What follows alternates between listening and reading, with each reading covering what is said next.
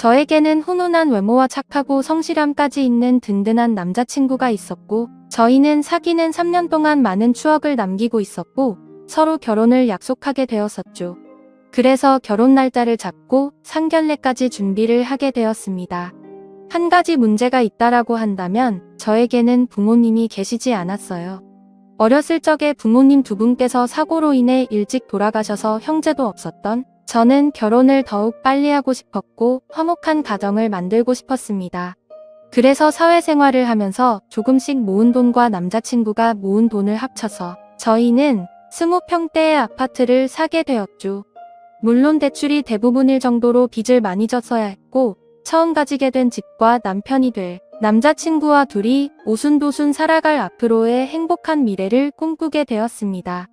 어릴 때부터 부모님의 사랑을 못 받고 자라서 그런 건지 가족애가 뭔지 잘 몰랐던 저는 남자친구의 부모님께 친근하게 다가가거나 하는 방법을 잘 몰랐었습니다. 그래서 다른 평범한 여자들처럼 남자친구 부모님께 애교 있게 전화드리는 일도 당연히 없었던 거죠. 남자친구의 과거 여자친구들과 조금 달랐던 저이지만 남자친구는 제가 처했었던 환경을 잘 알고 있었던 사람이었습니다. 그래서 늘 자신의 부모님에 대해 좋으신 분들이라며 편하게 마음 가져도 된다며 제게 안심을 시켜주고는 하였습니다. 아무튼 그렇게 시간이 흘렀고 약속된 상견례 날이 다가왔습니다. 정말이지 남편이 될 남자친구의 부모님 앞에서 혹여나 실수라도 할까봐 제 가슴이 계속 콩닥콩닥 거렸습니다. 긴장을 많이 하게 되어서 심호흡도 길게 쉬어보고 청심환도 먹고 달달한 사탕도 씹어보며 남자친구의 부모님을 기다리게 되었었죠. 저의 긴장한 모습을 본 남자친구는 미소를 띠며 귀엽다고 말했고 빨리 결혼해서 부모님과 잘 지내는 모습도 보고 싶다며 좋아했습니다. 잠시 뒤 남자친구의 부모님이 저희가 있는 곳으로 오시게 되었고 저는 번쩍 일어나서 큰 소리로 인사드렸습니다. 안녕하세요. 영민이, 여자친구 정희입니다. 너가 정희니? 역시 영민이한테 들은 얘기처럼 예쁘고 착해 보이는구나.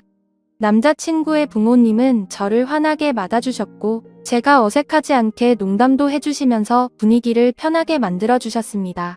까다롭지 않아 보이는 어머님과 남자친구와 쏙 빼닮은 외모에 잘생긴 아버님까지 보면서 기분이 좋아지더라고요. 저는 앞으로 예비 시부모님과 사이좋게 지낼 생각에 더욱 행복한 결혼 생활을 꿈꾸게 되었습니다.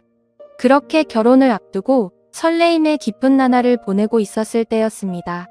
어느 날 제가 회사를 마치고 집에 돌아왔는데 남자친구가 시무룩한 목소리로 전화를 걸었습니다. 자기야, 무슨 일 있어? 목소리가 왜 그래? 그러자 남자친구는 나 할 말이 있는데 잠깐 들릴게. 괜찮지? 라고 말하더라고요. 평소 활기찬 목소리였던 남자친구가 풀이 죽은 듯한 목소리라 걱정이 되었습니다. 그런 적은 처음이었고 그래서 좋은 일은 아닌 것만 같아 불안한 기분이 들었습니다. 곧이어 남자친구가 제가 혼자 살고 있는 집에 들어왔습니다. 저희가 대출을 받아서 살 아파트에 우리 부모님도 모시고 살아야 할 것 같다고 하더라고요. 그게 무슨 말이야? 부모님은 살고 있는 집 있으시다고 하지 않았어? 사실은 아버지가 예전에 사업하시다가 빚이 생겼었는데 금액이 점점 커져버려서 집을 내놓으셔야 된다고 하셔. 미안해, 정희야. 사실 남자친구 목소리를 듣고 이별을 고하는 건 아닐지 너무 걱정했었는데 그건 아니어서 뭐든지 다 괜찮다고 생각이 들더라고요. 하지만 그럼에도 불구하고 솔직한 마음으로는 남자친구의 말을 듣고 당황하긴 했지만 애써 괜찮게 생각하려고 했습니다. 남자친구의 마음도 이해가 가고 시부모님들이 안쓰럽게 느껴지기도 했고 어렸을 때부터 부모님이 일찍 돌아가셔서 부모님의 품이 늘 그리웠던 저였던지라 시부모님과의 동거에 대한 설레임도 생기게 되었습니다. 그래서 대답했죠. 응, 그래, 괜찮아. 시부모님들 좋으신 분들 같고 같이 살다 보면 편해지고 즐거운 날도 많겠지. 그러자 남자친구는 이해해줘서 정말 고맙다면서 최대한 빨리 독립을 할 수 있게 자신이 노력하겠다며 평생 행복하게 해준다고 말하더군요. 그렇게 이후 계절이 바뀌었고 저와 남자친구는 예정대로 결혼식을 올리게 되었습니다. 신혼여행을 다녀오고 시부모님과 함께 살 아파트도 들어가게 되었습니다. 제가 이사를 온 아파트는 방이 3개였지만 큰 평수가 아니라서 그런지 화장실은 하나인 집이었었죠. 그래서 조금 불편할 거라고 생각했지만 서로 순서를 지켜가며 볼일을 보니 금세 적응이 되어가더라고요. 저는 남편보다 2시간 정도 퇴근이 빨랐었고 제조업 공장에 다니시는 시어머니는 남편과 비슷하게 퇴근을 하시고는 했습니다. 그런데 사업을 하시던 아버님은 그때 당시 사업이 망해서 그랬던 건지 건강이 많이 안 좋아져서 집에만 계신 지 오래된 상태이셨고 어머님만 일을 하고 다니셨던 사실을 제가 알게 되었습니다. 그래서 제가 퇴근을 하고 집에 들어오면 아버님이 거의 집안에 계셨습니다. 그러던 중 하루는 제가 퇴근하고 집에 왔는데 화장실이 너무 급해서 집에 오자마자 화장실로 들어갔었죠. 시원하게 볼일을 보고 밖에 나왔는데 그때 아버님이 방에서 거실로 나오시더라고요. 그래서 뒤늦게 인사를 드렸습니다. 잠시 후 저는 아버님께 저녁 식사를 준비해드리려고 나왔는데 아버님께서도 소파에 나와 계셨습니다. 남편과 시어머니는 밖에서 식사를 하고 오는 일이 잦아서 주로 저와 시아버님 단둘이서만 저녁을 먹는 일이 다반사였습니다. 저는 저녁 준비를 다 하고 머쓱하게 아버님 저녁 준비 다 됐어요라고 말했고 아버님이 오냐 하고 식탁으로 성큼성큼 오셨습니다. 그런데 자세히 보니 아버님이 러닝 아래에 짧은 바지를 입고 오시더라고요. 저는 민망하고 당혹스러워서 눈을 어디다 둬야 할지 몰라 했습니다.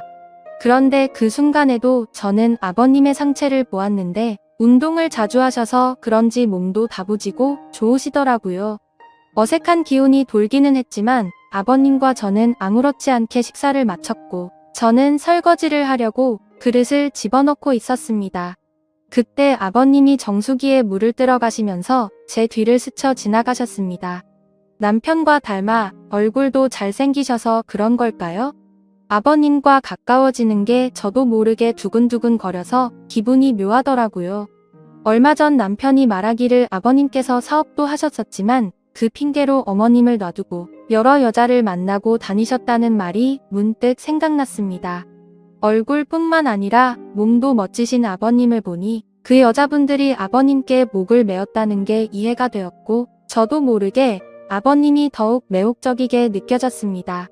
하지만 일부러 그런 게 아니실 텐데 저만 쓸데없는 생각을 하는 것 같아 제 자신을 보며 순간 부끄러운 마음이 들더라고요.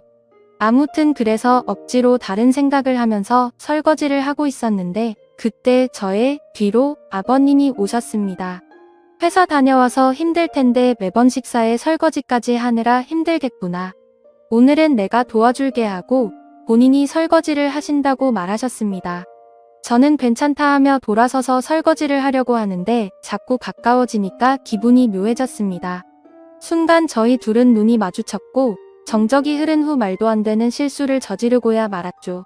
아버님은 다부진 몸처럼 과격한 남자였습니다. 정말 누가 봐도 욕을 할 거란 걸 잘 알지만 정신이 나갔던 건지 그 순간만큼 마음이 이끄는 대로 사고를 치고야 말았습니다. 폭풍 같은 시간이 지나가고 서로가 민망해져서 평소 때처럼 각자의 방으로 들어가 버렸습니다. 다음날 아버님이 제 눈을 잘 마주치지 않으시더라고요. 저도 다음날 머쓱한 표정으로 아버님과 인사를 나누게 되었죠. 앞으로 둘이 있어야 하는 시간이 많은데 저희 둘은 어떻게 되는 걸까요? 남편과 시어머님에게 죄를 짓는 기분에 머리로는 안 된다고 하지만 마음은 요동치는 게 정말 머리가 복잡하네요. 저는 어떻게 해야 될까요? 이미 물은 엎질러져 버렸고 아버님께 예전처럼 다시 돌아가자고 먼저 말하는 게 좋을까요? 이성과 본능 둘 중 무엇을 따라가는 게 맞는 건지 모르겠네요. 좋은 답변을 남겨주시면 감사하겠습니다. 오늘의 사연 여기까지입니다. 지금까지 읽어주신 모든 분들 감사합니다. 모두 행복한 하루 되세요. 감사합니다.